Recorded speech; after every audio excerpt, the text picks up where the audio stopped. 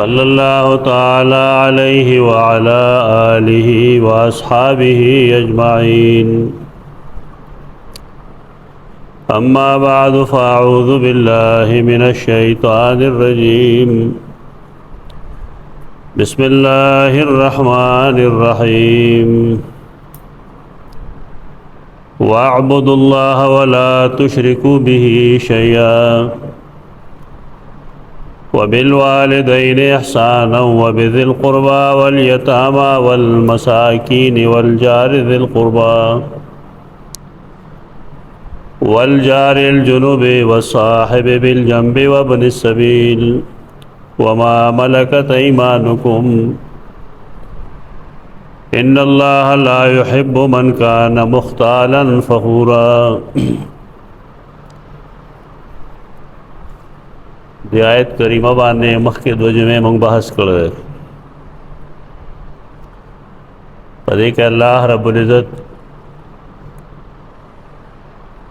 حقونه ښودلي دي. اول خپل حق دی چې یوازې د الله بندګي دې وکړی شي او هغه سره د شرک نشي کولی او بیا د مخلوق په حق کې لومبنی حق د پلار او مورو، بیا رشتہ داران، یتیمانان، مسکینان، گاونډي چې خپلوانی او گاونډي چې هغه جنوب پردی د ټبر نه نه وصاحب بالجنب او خوا کې ناس مرګره او ابن السبیل او مسافر وما ملکت ایمانکم غلامان وینځي ما تحت ته حقونه خودلو. ته دې مطلب دا نه چې دا حق یوازې په مالداري. قرآن مجید نه خلق دا مطلب اغسطه دی چې رګنې مالدار باندې ذمہ داری شته او په غریب څه ذمہ داری نشته. یو ښه مجاورت یو ښه ګاونډګري دا غریب هم کولی شي. غریب سړی داغه خیال لای چې همیشه و خلق زما طرف ته التفات کی او مال وسرا کوي او دې دا نه غني چې رزبم د گاونډي څخه خیال وساتو، داغه عزت وکم، داغه احترام وکم، یا داغه په ما باندې څه حق شته زبا کم از کم د لاس خو خدمت خو کوم. زموږ د معاشرت جون خراب پدې باندې دی چې هر کمزور سړی خپل حق په بل باندې ثابتي او خپل د چا څه حق په ځان نه ګڼي. دې ځنا مسله جوړه شوې ده د حقوقو او مسله جوړه شوې ده د حق تلفی او د ظلم. دا هر انسان چې کوم دی په هغه حقوق وي، د پلار مور حقي په د رشتہ دارانو حقونه په تفصیلات ما دو جمعې مخکې ویلي. وضاحت زمونږ اصل کې مطلوب دی د مختال او د فخور. او د آیت کریمه ویلې مونږ په دې بنیاد چې الله بعضې کسان نه خوښوي، هغې سره مینه نه کوي، نو په کې مختال او فخور هم دی. مختال څوک دی؟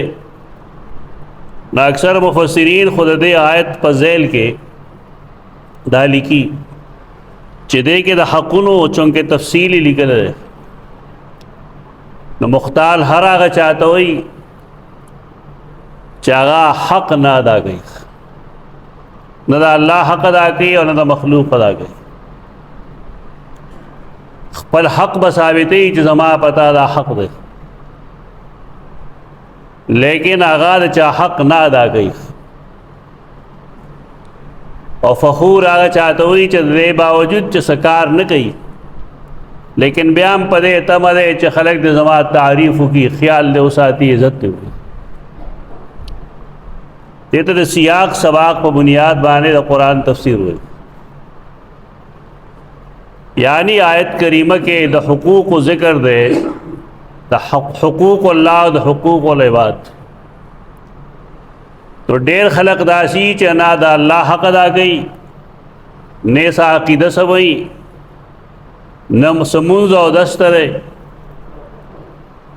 نه ځان د شرک نه بچ کوي، نه د الله د رسول د نافرمانۍ نه ځان بچ کوي.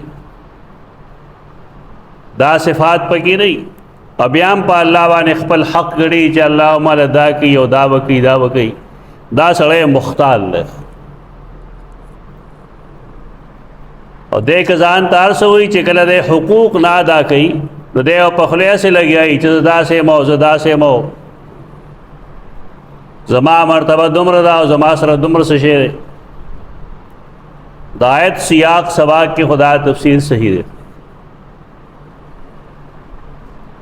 هغه سړی چې هغه د چا حق نه مني او په بل باندې حق مناوي خپل. خدا شان انسانان کله کله د دې پتلو راتلو کې هم پکړو وړو کې هم لوی ښکاري. کله به یو غریب سړی لیکن په پوزه باندې مچ نه پرېږدي، صرف په دې وجه باندې چې دی څه کار کوي دیني نو دا مختالي دی ځان لوی ګڼونکی. د هغه د تګ راتګ نه د تلو راتلو نه پته لګي. کله ځان پسې څادر راخي په ځمکه باندې، کله به یو اوږه کږه کړي او بله به یې بره کړي داسې. کله د هغه چال ډال چې کوي پای کم فرق وي نو دا مختال دی. قرآن مجید د دې نه کله کله تعبیر کوي په مرح باندې، میم ریحې مرح مستی. لقمان کم چې لوی حکیم او لوی عالم و، الله هغه د علم او خاص کر د عقیدې پوهه ورکړی و، اخلاق او آداب باندې ډېر ښه پوهېده. هغه خپل بچي ته وصیت کړو، هغې وصیت کې ډېر شی څیزونه دي خو په کې یو جمله دا وه چې ولا تمش فی الارض مرحا، ځمکه کې چې ګرځې نو په مستی مه ګرځه چې کوږ وکېږي ټوپونه مرح اکړ کر ځمکه کې مه ګرځه چې سینه دې مخکې ایستلی ده ټکو باسې د پوندې نه، داسې مه ګرځه. اول ته کې هغه فرمایلی دی ان الله لا يحب من کان مختالا فخورا. هغه ویلو ده چې مختال او فخور الله ګوره هغه سره مینه نه کوي. مختال او فخور خپل جبه باندې سړی چې خپل تعریفات کوي ته فخور وي. یو سړی د خپل پیژنګلو دپاره خپل تعریف وکړي ته موږ تعارف وایو چې ته څوک یې، د کوم ځای، ستا مالی پوزیشن سره علمي پوزیشن د سره. دا تعارف دپاره خو صحیح ده چې د فلاني ځای ما دا را سبق مې ویلی.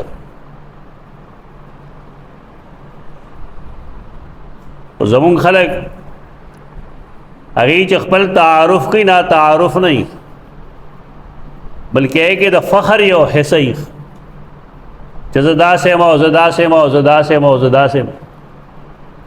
دا قسم خبرې جایز نه وي. قرآن مجید زمونږ رهنمایي کوي په دې باب کې. یوسف علیه السلام د جیل نه چې راووت نو بادشاه هغه ته وویل چې ته نن موږ سره لدینا مکین امین، ته به موږ سره پاتې کېږې، سرکاري بنګله به ستا او ته امانتدار به تا موږ امین عام دا یو عهده ده په هغې باندې لګو. دا د الله یو دین دی. د خلقو څه خیال و چې موږ وایو یوسف سره څه کوو، د رونو خیال خدا و چې دی به د پلار د مخې نه لرې کوو، او د زلیخې خیال دا و چې دله سزا ورکړي. دا د انسانانو کوشش و. لیکن هغه اردو کې وایي جسے خدا رکھے اسے کون چھکے، چې الله یې ساتي نو څوک به ورته څه ووایي.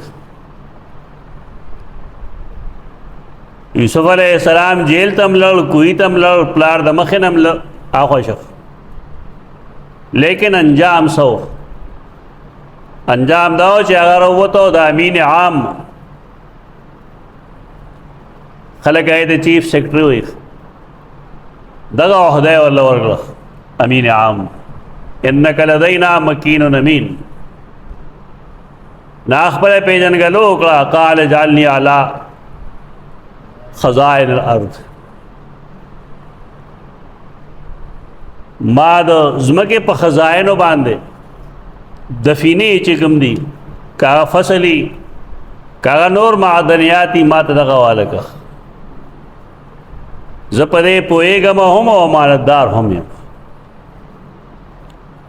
علم او امانت دا صفتونه دي لیکن یوسف علیہ السلام دا پدې بنیاد نه کوي چې لوی کوي نا پدې بنیاد وي چې په دغه سوزونه خپوي په دغه خپويګم معدنیات هغه خوسيږي هغه علاقو کې چې معدنیات ډیرو کنعان کې ډیرو ده اکسب داغي دغه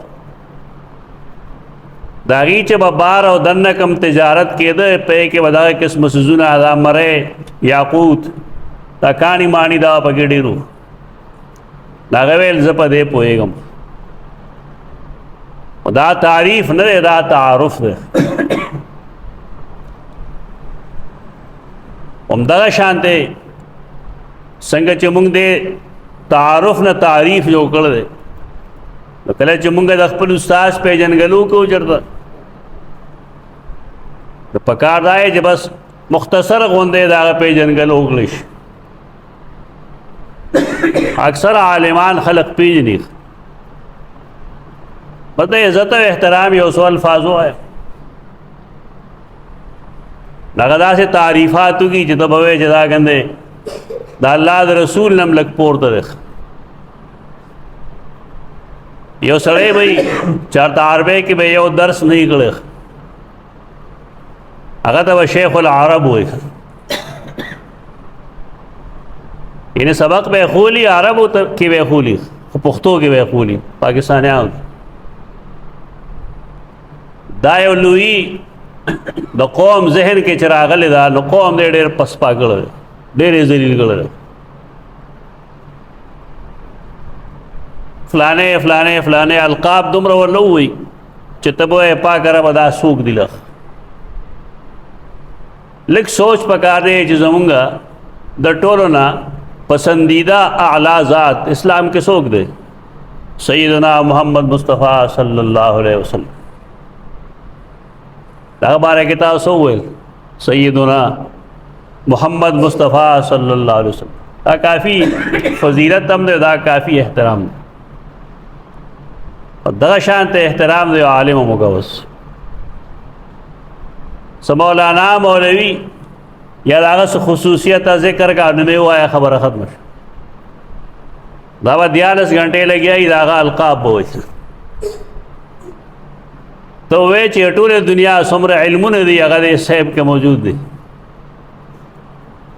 په دې خوشحالي کې خلق دوینا حدیث کرا دی رسول الله صلی الله علیه وسلم دعا مالک له دم احکام دعا مسنون اسکار کې چاہا فرمائل چې کله د یو مسلمان تعریف شي غلط نا غلط دعا کول پکار دی اب پای دعا کې دا الفاظ دي چې الله ز پناهي غواړم تا سره دا خبرونه چې دا سړی زما باره کې کوي دا چې کم تعریف کوي زما دا زما تعریف نه ده دا الله بنده معمولی انسان ہے ادویو جمله پکې دا چې دادی زما په باره کې سوی نو روا ما دې خ جوړ کې دا ودی وړې خبرې کوي او درې مې جمله مطلب دا دی چې دادی کم تعریف کوي نو یا الله د دې لوی نما صادق د رسول الله صلی الله علیه وسلم دا تعلیمات منتدا دي چې مونږ دې په دې سيزونو کې په احترام کې په القابو کې په آدابو کې غولو نه کو یو شی چې کومه مرتبه کې دی کې ساتل پکار دي یعنی سوا کول نه دي پکار. دا شرکونه دا کفرونه رس شي نه راځي، دا غلو نه راځي. غلو ویلی شي یو څیز د خپل مرتبه نه پورته کولو.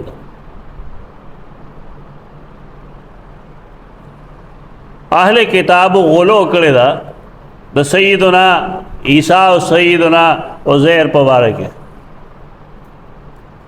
غلو ادا کړی دا چې هغه ډېر پورته کړي دي تر دې پورې چې د الله زامن او نازول دي جوړ کړي دي. دیو جنا قرآن مجید آواز کړی دی یا اهل الکتاب لا تغلو فی دینکم، او کتاب والو په خپل دین کې غلو مه کوئ. تاسو کوئ هر شی د خپلې مرتبې نه پورته کوئ. هر یو څیز، هر یو انسان، ہر یو خبرہ خپل ځای کې ساته. ولا تقولوا علی الله الا الحق، الله باره کې دروغ مه وایئ.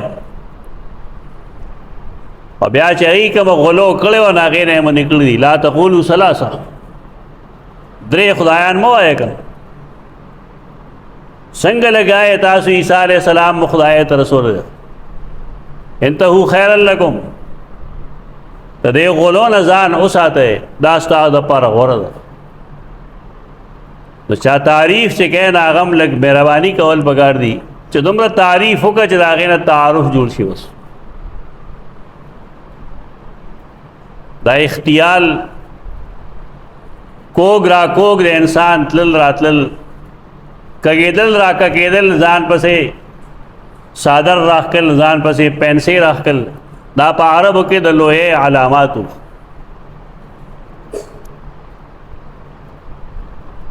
دی وجه رسول الله صلی الله علیه وسلم دینا منع کړی.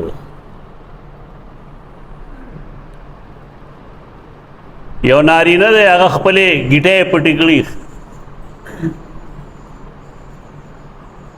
نو حکم هغه ته دا دی چې دی خپلې ګیټې ښکاره کړي. یو داسې صادر، یو داسې پرتوک چې هغه سړی برې تړلي او ګیټې پکې پټوي، دا عربو کې د لوحې نښه وه. ډېر کمعقل خلک دي، د هغې کار صرف دا وي چې په حدیث اعتراض کوي. دا یوازې اوس نه ده، دا د ناپوهیانه ډېر خلک کوي، پخوا نه یې کوي. دلته یو صاحبونه هغه به ویل چې تاسو په سړي باندې ګیټې ښکاره کوئ، نو تاسو چې جرابې چولې دي خپو ته، دا عالمان دي. دې بیچاره حدیث چېرته ویلی نه دی. دا دین داسې خلقو ته پاتې شي او داسې خلق د دین په باره کې خبرې شروع کړي چې هغې څه ویلی نه وي. ادم الله نصر الدین خبره یې که نه، هغه پټکې مچولې او چشمې مچولې. د یو زنانه ورله خط راوړو چې دا راته ووایه، هغه ورته یې چې ماله ورسره راځي نه. هغې ورته ویل چې تاسې دا پټکې په سر کړی دی، هسې چشمې به بر ایښي دي. هغه چشمې د هغې په سترګو کې ښودې او پټکې والا په سر کې ښه دوی ته ووایه. زموږ دغه حال دی د خلقو. علم دا په ګیره نه راځي، په پټکي نه راځي. علم د پاره شپږ اته کاله محنت خلک کوي، بار لړ شي، او چې بار لړ شي نو هلته وخت نه خرابوي. صاحبان ډېر شی وارتلي، موږ ته معلوم دي. هلته یا به یې فلمونه کتل، یا به یې چکرې لګولې، کور نه به ورپسې پیسې تلې، تش دغه شان بغیر د الف ب ت س زده کولو رالل. دا قسمه خلک دی بیا دین پورې نخري کوي. دین ویل پکار دی. یو سړي حدیث د رسول الله صلی الله علیه وسلم نه دی ویلی، د ده کار سره چې دی حدیث پورې خبرې کوي، بحث کوي. د الله دین یا د نبی خبرې یا د قرآن مجید دا څه ګماني شی نه دی چې انسان هغه ووري بس په یې باره کې خپل رایه ښکاره کوي. دا یو ډېر غلط انداز دی. قرآن مجید مونږ ته یو آواز راکړی دی فاسألوا اهل الذکر ان کنتم لا تعلمون. اهل الذکر علم والا ته وایي، پټکی والا ته نه وایي. او ذکر قرآن ته وایي. فاسألوا اهل الذکر، تاسو د قرآن والو نه د علم والو نه تپوس وکئ ان کنتم لا تعلمون که تاسو نه پوهیږئ.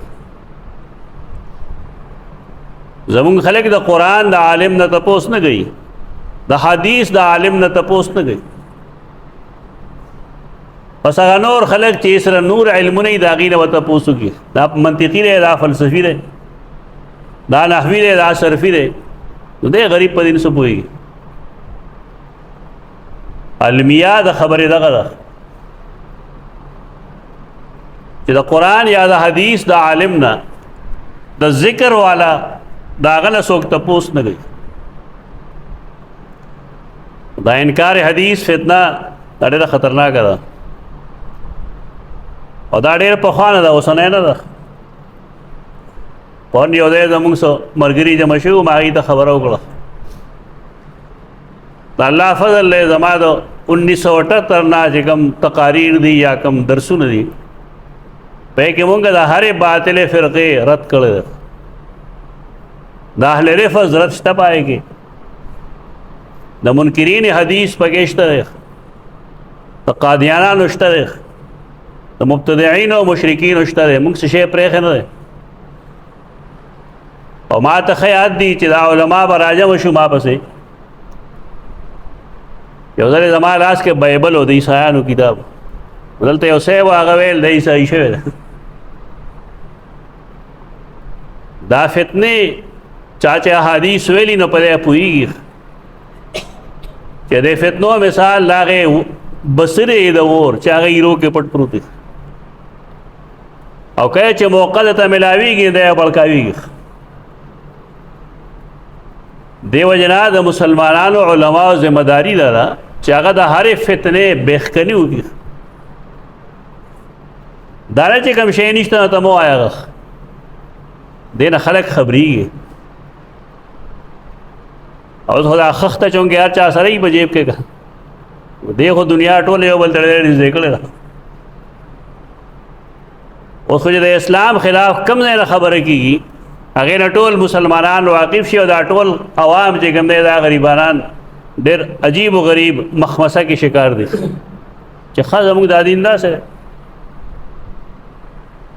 نو دا عوام هم دا غلطي ده چې دوی د عالم خواله نه دي.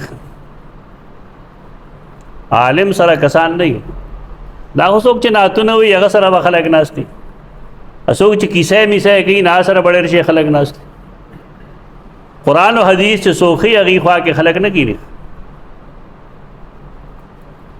د دې څیزونو حل صرف قرآن و حدیث کې موجود دی، دا کیسو میسو کې نشته چې ته به قیسه کې او پای به خبره ثابته ہے. زمونږ دین دین اسلام دا مضبوط دین دی، او دا د قرآن مطابق ان الدین عند الله الاسلام،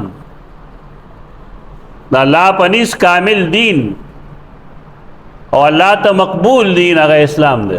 دې کې څه کمی نشته. کمی صرف د دې خبره دی چې یو خو مسلمانان علم نه لري د خپل دین، او دویم چې چا کې پوهه شته څه لږه ډېره نو هغه په هغې خپل علم نه عمل کوي او نه یې بل ته ښیي. اصل بنیادي دغه دوه نقصانات. د قادیانانو یو کتاب دی هغې ته احمدیه پاکټ بک وایي. ما یو ملګري له ورکړو جلبندی له فون مې ته راوړو،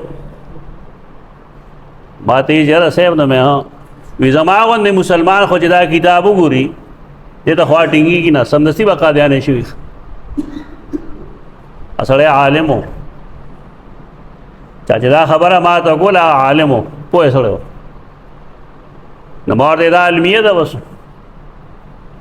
مونږ دین دا ګڼلی دی، ټیک د هغه د دین یو جز دی چې ته امام شاه مخکې مونځ کوه بس. نور په اسلام باندې خو بې شمېره حملې دي. دا خیال کول چې مونږ خپله فریضه ادا کړه دا ای خیال است و محال است و جنون. دا گپ دے سے فریضه چانه دا ادا کړو. اول خو صحیح اسلام خود الغواړي چې صحیح اسلام څه شي. تو صحیح اسلام هغه دی کوم چې قرآن مجید کې لیکل دی، او صحیح اسلام هغه دی کوم چې د رسول الله صلی الله علیه وسلم په احادیثو کې او په سنت کې موجود دی، او صحیح اسلام هغه دی چې هغه صحابه کرامو دنیا ته رسولو. دک صحیح اسلام هغه نه معلومیږي. دا غي نه رستو چې کوم خلقو د دین څخه خدمت کړي دي هغه نه انکار نه کوو، خو یې صحیح او غلط دوه قسمه خلق دي. اب جدا کول غواړي، بیلول بغواړي. دا چې هر چاته ته بیا خبر اور کې کوم چې صحابه او یا پیغمبر واره اوس خلق لګیاره صحابه کرام باندې تنقید کوي، بدر دوته کتابونه به لیکي، لیکن اور یو دې خبرې نه کو دا موږ ډېر زله دا مسائل چړلې خدان پدې پوهه کې چې موږ ته دین صحابه کرام او رسول نو که صحابه کرام هغه کوم چې صاحبانو په کتابونو کې لیکلي نو بیا قرآن او حدیث نه پاتې کېږي، دا مشکوک کیږي. د خلقو کوشش داره چې هغې دا ثابت کی چې دا کومه خبره فلان کې لیکلې ده دا خو فلان کې عالم هم ویلي دي، او دا ګپې مه لګوئ صحابه مبارک. د صحابو په باره کې دا قسمه خبرې چې سوګلي یا چرسیان مدکیان دي، اهل علم داسې خبرې نه لیکي. د هغې لیکونکي کذاب دروغجن راویان دي. صحابه کرام هغه شانتې نه وو څنګه چې دې خلقو پیش کړي، دا دروغ وایي. که صحابه کرام باندې داغ راغی نو دې مطلب دا دی چې نعوذ بالله ثم نعوذ بالله د رسول الله صلی الله علیه وسلم د تعلیماتو څخه اثر پاغې نه و، او دا بیا د صحابو غلطي نه ده. دې کې نعوذ بالله د نبی کریم صلی الله علیه وسلم ناکامي ثابتېږي چې هغه داسې ملګري تیار کړو. او دا گپ شپ نه لګو. صحابه کرام باره کې سټیټ فارورډ خبره چې اولئک مبرؤون مما یقولون. تاریخ چې کومه غلطه خولي د صحابه کرامو دا په صحابه کرامو کې نه وي، دروغ دي. تاکہ خلافت ملوکیت کی لیکلی کدا چا رافضی لیکلی کہ چا اہل تشیع کی لیکلی، دا ٹوٹل غلطی دی. اور دے سلسلے کے زماشتہ کتاب صحابہ کرام پر اعتراضات کا علمی جائزہ اسوسنے کتاب نہ رہے دولس دل چاپ شوید پر دروغجن روایات و بانے دا صحابہ کرام بارے کی خبریں کول دا نہایت بیوقوفتی آگا. تو دے دا مطلب نہیں کہ صحابہ کرام نے غلطی نہیں شوی، خبر غلط گئی. صحابہ کرام انسانانو داغینہ غلطے شوی دی، آگا غلطے قرآن و حدیث کی لکلی دی، آگا غلطے منگ منو. لیکن اللہ و آگا رسول چکر صحابی غلطی بیان کرے دا تو ورپسے داغی معافی ہم ذکر کرے دا. رضی اللہ عنہم مغیت یو تمغہ ملو شوی دا. تو یہ مطلب دار ہے چې الله هغې معاف کړي دي، غلطي شوې ده، ګناه شوی وي، لیکن هغه عام تاریخ نه دی، قرآن لیکلی. لکه احد کې صحابه کرامو نه خطا وشوه، قرآن مجید څه ویلی دی؟ بیا قرآن مجید رسول الله صلی الله علیه وسلم ته وایي د دې دپاره د بخښنې سوال کوه، دی معاف که، واستغفر لهم وشاورهم فی الامر. د دې صحابه کرامو نه په کارونو کې مشورې اخله. دا نه وایي چې غلطي نه ده شوې، غلطي شوې ده، لیکن تو علم د معافی سوال کوه، زمانه م سوال کوه او ته مبخ. صحابي شان دغه دی. دا نه چې یو سړی دروغ شروع کی، دروغجن، او د سیدنا عثمان نه شروع کی او تر یزید پورې الگ یای اوتے بوتے ہوئی. دا اسلام سے خدمت نہ رہے. د دې خو مطلب دا دی چې یو سړی ګناه کوي نو ته هم ګناه وکړه. د عوامو خبره ده، دلته سړی راهي سپلی دی څوک پټېږي، هلکه ښې ونه کړل موږ به در کړو. دې څه وایي زه هم د چا نه پټې کړم، نو پتا کې او پا کې څه فرق دی؟ ته هم غل هغه هم غل دی. یو سړي له یو سړی نوټ ورکړي د 100 روپو، دوکه کې ورکړي، دا نوټ به دی چلوي که لرې کوي به؟ اسلام څه وایي د دې باره کې؟ چې یو سړي سره چا دوکه وکړه د 1000 روپو یا د 5000 روپو نوټ یې ورکړو، دی به تیاره کې هغه دکاندار له ورکوي که نه؟ د چا چې دا اسلام وي نو تف په دې اسلام، دا اسلام دی؟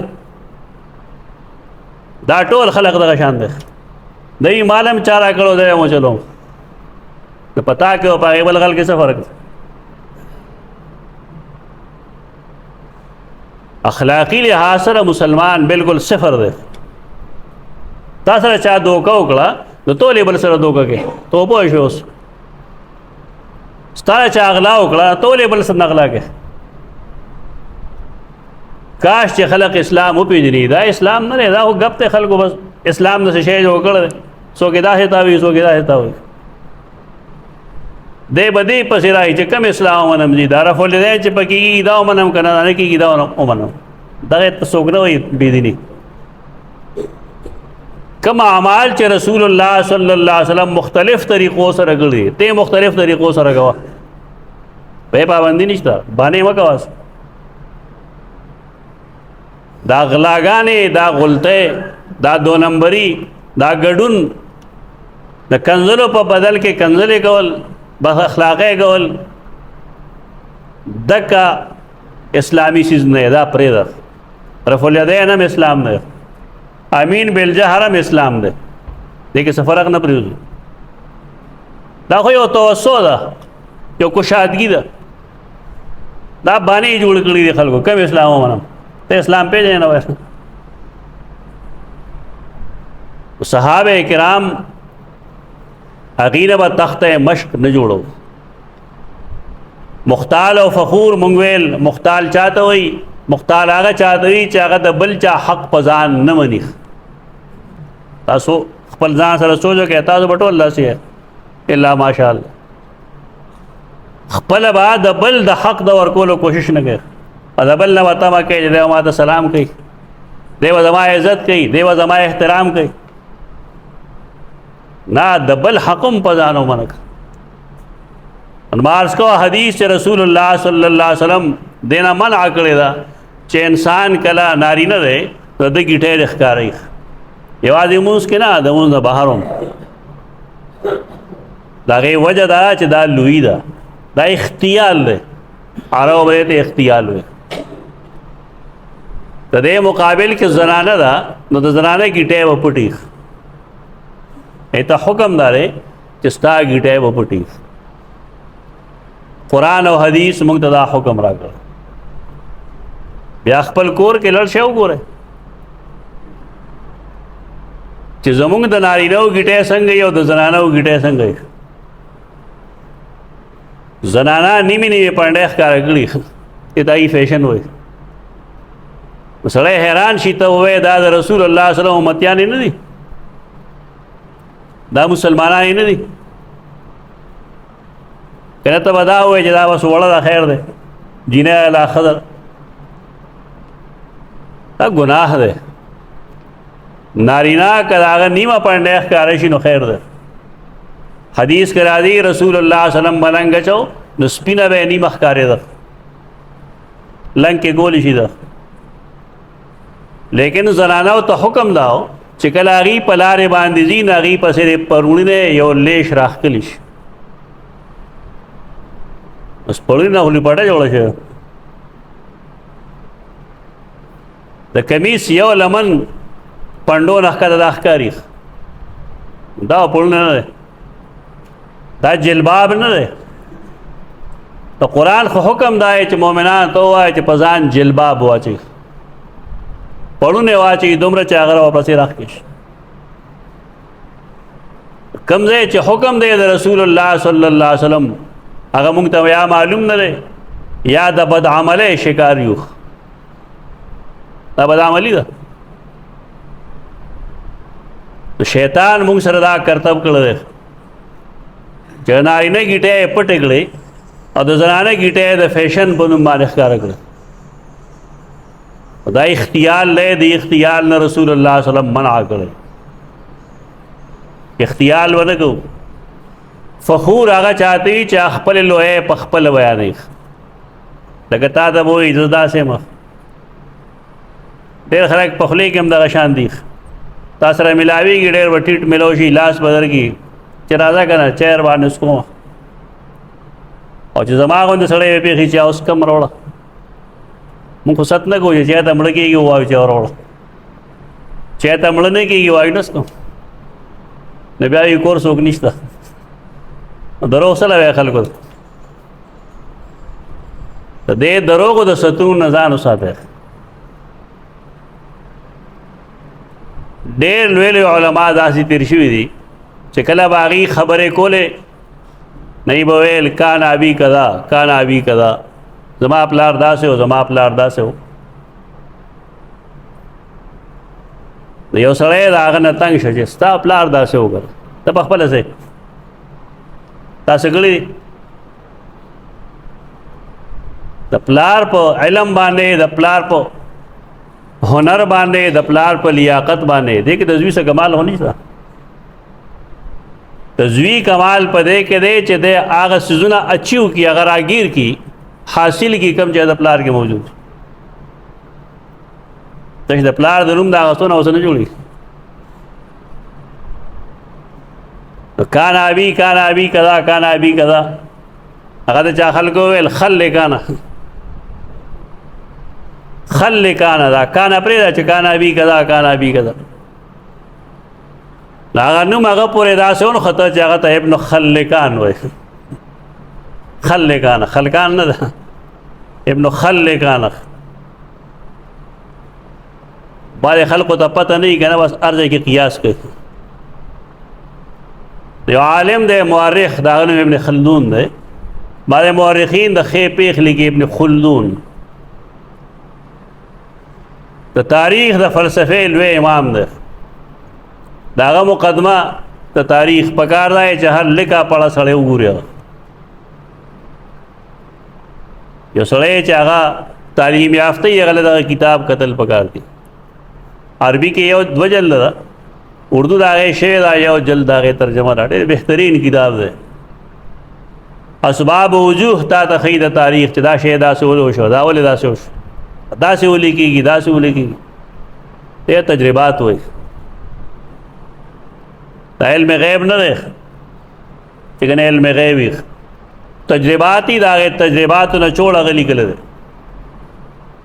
د یو صاحب د خدای د مالې لا ورته وایي ابن خلکان، هغه وي ابن خلدون. خلدون نه دی، خلدون دی یا خلدون دی. بار کې خپل لوی چې په خپله بیانوي نو دا د الله نه خوښ. د دې نه ځان وساتئ. عملي لحاظ سره ثابت کړئ.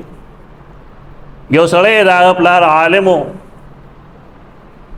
قرآن و حدیث ښه ورتلل، تقریر ښه ورته، دله پکار دی چې دی علم وکړي، قرآن زده کړي، حدیث زده کړي. دا ټیک دی چې د پلار مرتبې ته څوک نه رسي، د استاد مرتبې ته څوک نه رسي. دا نه دی ضروري چې هغې ته ورسي، لیکن کم سے کم چې هغه ذمه داری خو پوره کولی شي. یو سړی ښه مالدار دی، پلار یې مالدار و، پلار به خیر خیرات کو، زوی شومپړق دی. هدی وي زما پلار ډېر سخي و، نو پلار دې سخي و، خو وفات شوی دی، تا چېرته سخاوت کړی. دیو جنا شاعر وایي چې قیامت پر ورځ الله دا تپوس نه کوي چې ته زوی د فلاني یې که نوسی یې د فلانا که، چې ستا پلار نوم څه و د نیکه نوم دی څه و، په دې څوک څه کوي. د هر انسان خپل عقیده ده، خپل عمل دی، خپل کار دی. قیامت پر ورځ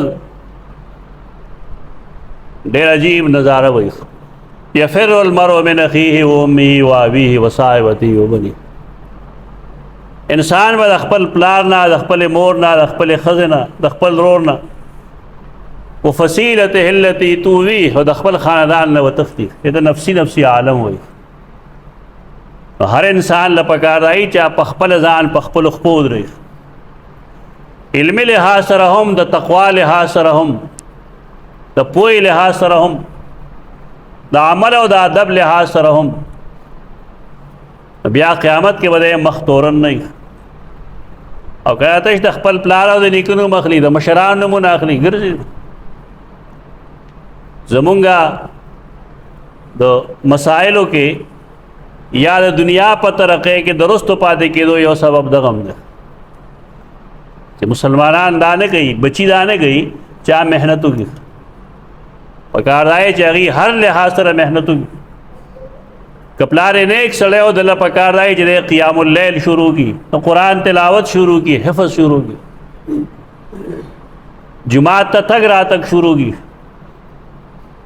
که سخي و پکار دی چې دی سخاوت لپاره مال وګټي د پلار نیکه په نوم څوک نه خلاصي دې ته فخر وایي قرآن الله داسې خلک نه خوښوي